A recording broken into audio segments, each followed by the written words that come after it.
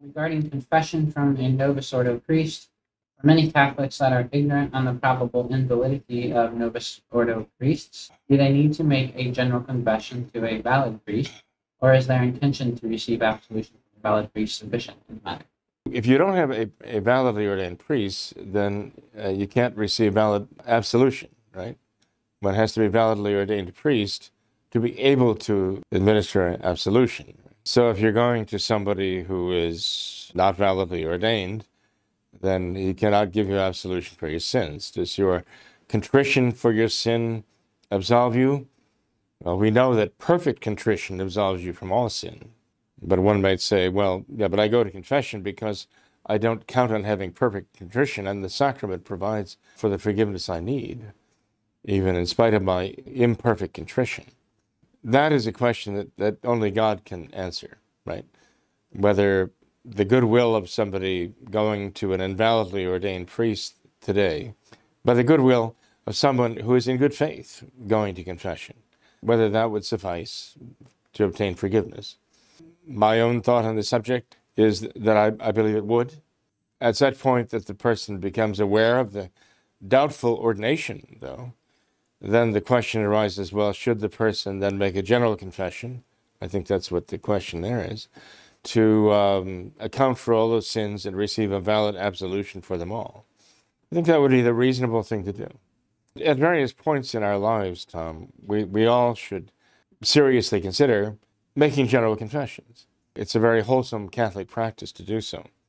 And so it seems to be that if we find out that there's a doubt about the valid ordination of the priest we've been going to confession to, and therefore about the validity of the absolutions we've been receiving, it would seem to be very reasonable to say, well, I'm going to take this opportunity to make a general confession of the sins of my whole life now.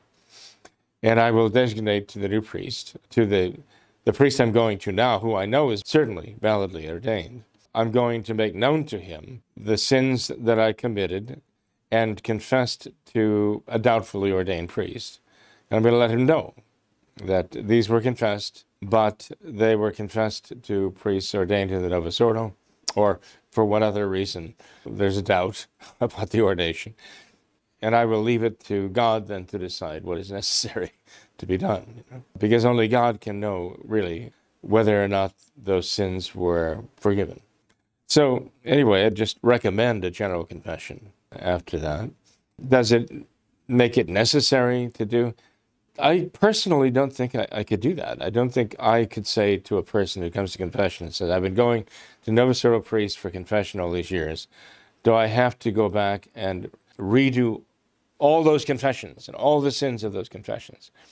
My own take on this, and there are those who might find fault with me for this, and I would say, okay, well, maybe they have a point, but I would say, look, I cannot tell you with certainty that your past confessions were not valid and that, there was no valid absolution given there. What I can tell you with certitude is, if you come to confession to a validly ordained priest and he gives you absolution for your sins, because you have universal contrition for all the sins you've committed, because you're sorry with genuine contrition for having offended God and having sinned against him in any way, then that absolution that you receive at that point obtains the forgiveness of all your sins. And I think that is very securely the teaching of the Church, that when you tell the priest, I am heartily sorry for all my sins, and you have true contrition for your sins, then the absolution that is given there absolves all the sins. The sins you remember, the sins you don't remember, the sins you confessed innocently, but maybe inadequately, but now you don't know that, and you can't solve that right now because it's beyond the province of your ability at the moment to say any more than I am heartily sorry for all my sins. And you mean it. The absolution absolves all of your sins. So that, with that certitude, I think a person should actually just kind of go forward.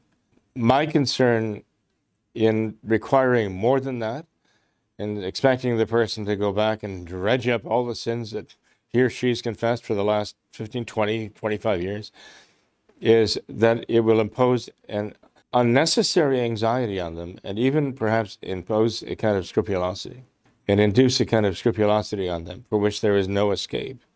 And I think there's a certain danger in that.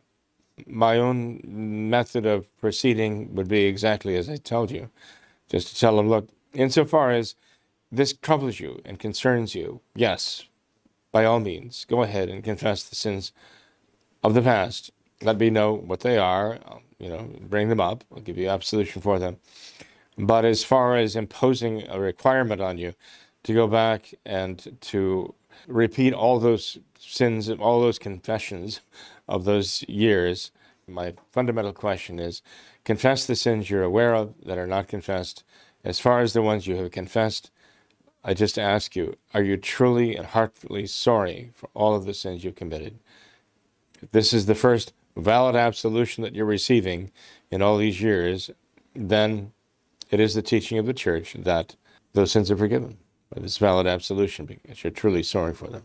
Now, if there are wiser priests out there, I would like to hear from them.